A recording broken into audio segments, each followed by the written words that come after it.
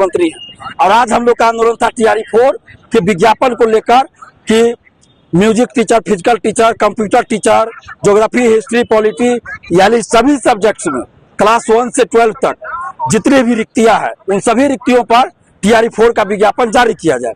और इसी मांग को लेकर आज हम लोग आंदोलन पटना में किए। पटना कॉलेज से निकलकर भारी संख्या अभ्यर्थियों की थी और बिहार की बेटियों की संख्या काफी थी, बहुत ज्यादा संख्या थी। अभी तो सभी लोग घर चले गए हैं।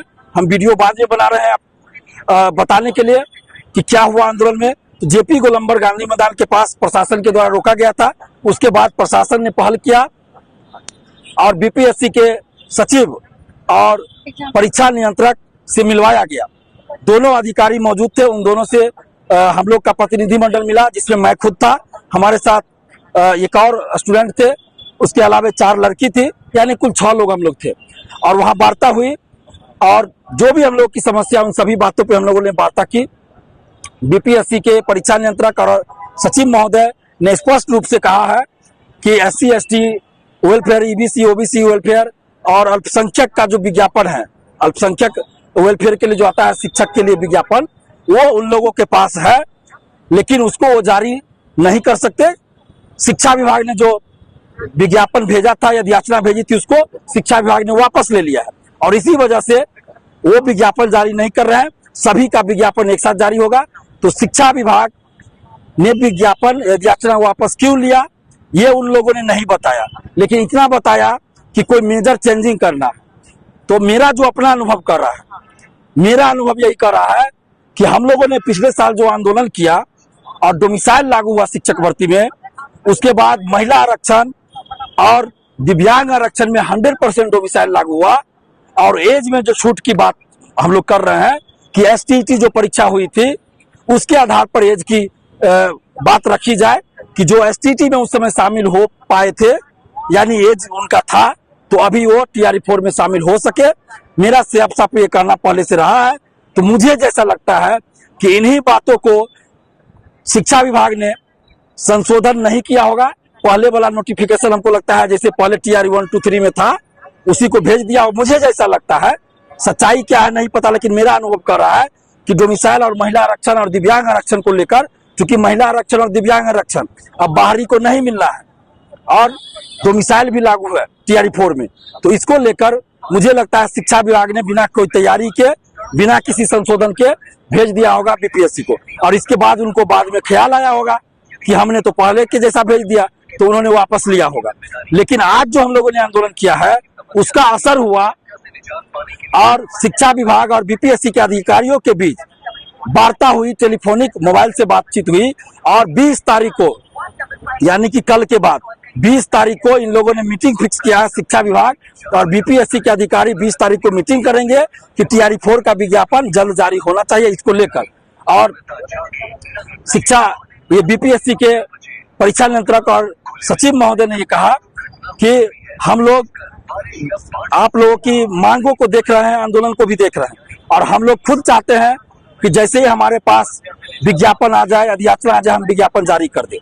तो शिक्षा विभाग के साथ हम लोग इसलिए वार्ता कर रहे हैं अपनी तरफ से पहल करके।